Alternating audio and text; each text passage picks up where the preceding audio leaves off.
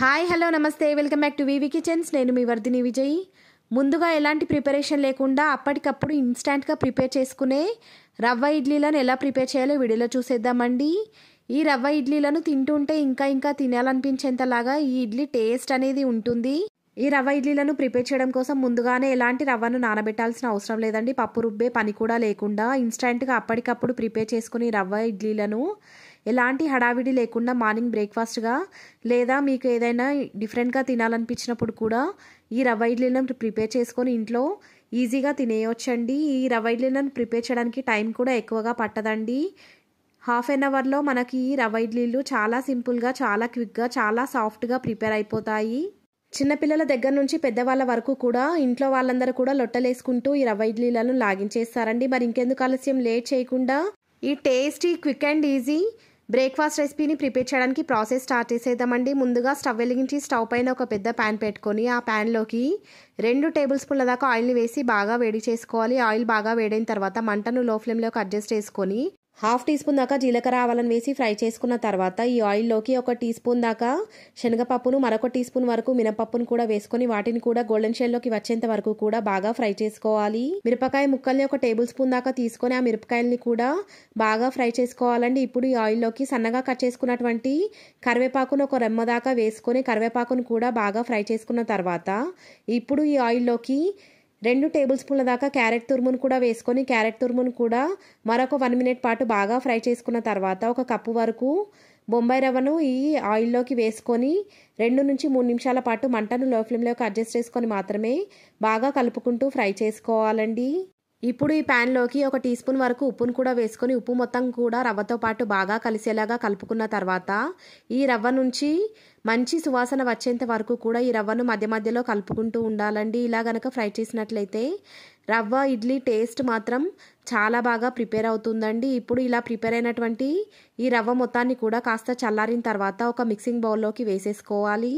మనం ఫ్రై చేసుకున్నటువంటి రవ్వ మొత్తాన్ని కూడా మిక్సింగ్ బౌల్లోకి వేసుకున్న తర్వాత సన్నగా కట్ చేసుకున్నటువంటి చేతి నిండా కొత్తిమీరను కూడా వేసేసుకొని కొత్తిమీరను కూడా ఈ రవ్వతో పాటు బాగా కలిసేలాగా ఒకసారి కలుపుకున్న తర్వాత మనం ఏ కప్పుతో అయితే రవ్వను తీసుకున్నామో అదే కప్పుతో 1 కప్పు వరకు పెరుగును కూడా వేసుకోవాలండి. నేనైతే 1/2 కేజీ వరకు రవ్వను తీసుకున్నాను కాబట్టి మరొక 1/2 కేజీ వరకు పెరుగును కూడా ఈ రవ్వలోకి వేసుకొని పెరుగు మొత్తం కూడా ఈ రవ్వతో పాటు బాగా కలిసేలాగా అడుగు నుంచి ఎలాంటి లంప్స్ ఫామ్ అవ్వకుండా బాగా కలుపుకుంటూ ఉండాలి.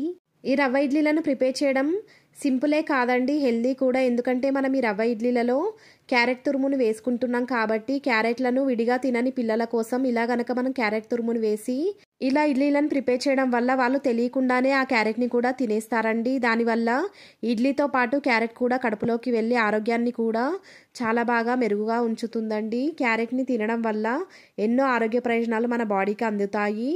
ఇలా పిండిని కలుపుకుంటూ ఉన్నప్పుడు మీకు కావాల్సినట్టయితే కొంచెం వాటర్ని యాడ్ చేసుకొని పిండి కన్సిస్టెన్సీని ఇడ్లీ పిండి కన్సిస్టెన్సీ లాగా వచ్చేంత వరకు కూడా బాగా కలుపుకోవాలండి.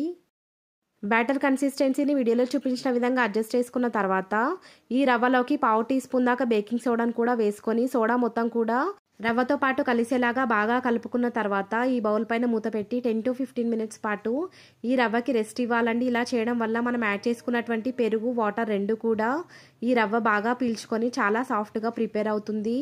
15 మినిట్స్ తర్వాత కనుక ఈ రవ్వ బౌల్ మూత తీసి చెక్ చేసుకున్నట్లయితే కాస్త పిండి గట్టిపడుతుందండి. ఇలాంటి టైంలో మరొక చిన్న కప్పు దాకా వాటర్ని కూడా వేసుకొని ఈ బ్యాటర్ కన్సిస్టెన్సీని ఇడ్లీ బ్యాటర్ కన్సిస్టెన్సీ లాగా అయ్యేంత వరకు కూడా బాగా ప్రిపేర్ చేసుకోవాలండి. వీడియోలో చూపించిన విధంగా బ్యాటర్ కన్సిస్టెన్సీ అనేది వచ్చిన తర్వాత ఇప్పుడు ఇడ్లీ పాత్రను తీసుకొని దానికి ఆయిల్ రాసుకొని మనం ప్రిపేర్ చేసుకున్నటువంటి ఈ రవ్వ మిశ్రమాన్ని కొంచెంగా గరిటెతో తీసుకొని ఈ ఇడ్లీ పాత్రలోకి వేసుకోవాలండి.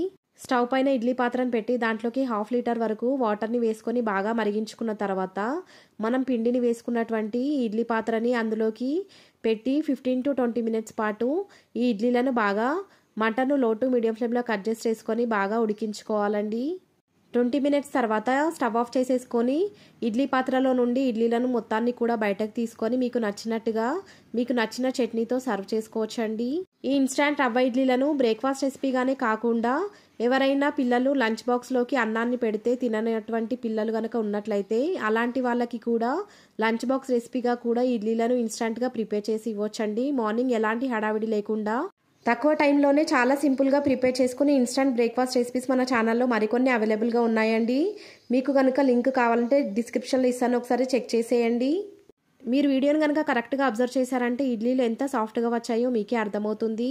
ఈ రెసిపీ కనుక మీకు నచ్చినట్లయితే లైక్ చేయండి, మీ ఫ్రెండ్స్ అండ్ రిలేటివ్స్తో షేర్ చేయండి. ఇలాంటి మరెన్నో రెసిపీస్ కోసం మన ఛానల్ని సబ్స్క్రైబ్ చేయండి.